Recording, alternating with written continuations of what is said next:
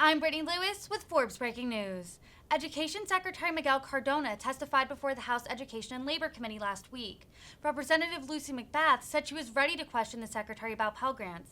However, following the Uvalde shooting, she said, quote, "It's just difficult to discuss college grants for our children when we can't even be sure if they're going to survive elementary school." She accused her Republican colleagues of being too afraid to stand up to the NRA in order to prevent the recent shooting and other instances of violence in schools. Here's more from the Georgia Democrat. Thank you, Mr. Chairman. Thank you so much. And thank you so much, Secretary Cardona, for being with us today. I was really prepared today to ask you about the Department of Education's expansion of Pell Grants. I really wanted to kind of bring those questions to light, but with the recent massacre at Robb Elementary in Uvalde, Texas, a story this nation has had to tell over and over and over again.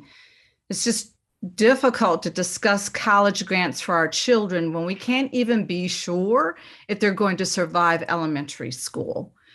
On Tuesday afternoon, our nation learned once again that we, the adults in this country, allowed our children to be slaughtered because some of our colleagues in the United States Capitol, some of our colleagues on this committee were too afraid to stand up to the NRA and prevent this from happening. We lost 19 young children on Tuesday, 19 young babies, children with goals, children with hope, children with futures.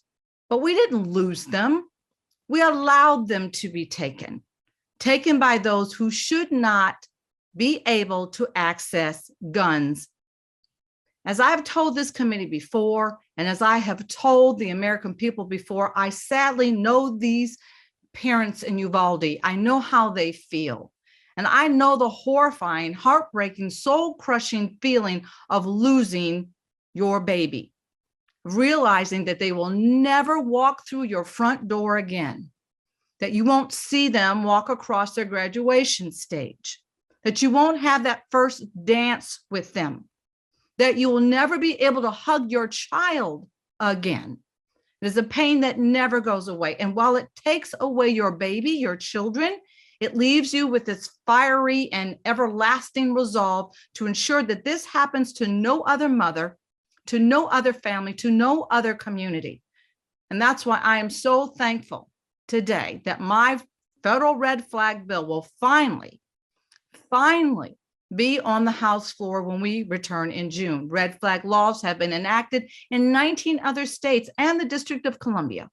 They empower our families, household members, and law enforcement to ensure that those who pose a threat to their community or themselves do not have access to firearms.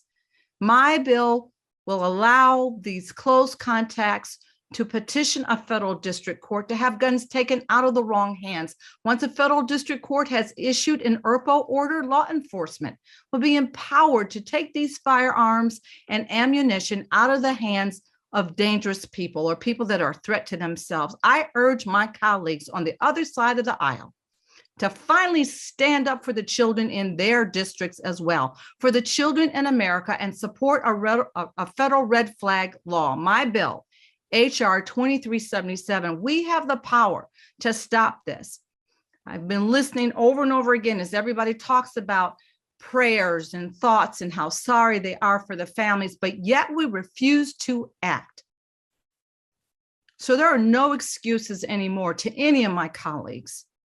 No excuses. Not a one of us, not any one of us has constituents in our communities that are immune to this kind of violence. It is happening everywhere. We have the power to protect our babies. We cannot continue to wait any longer. And I yield back the balance of my time.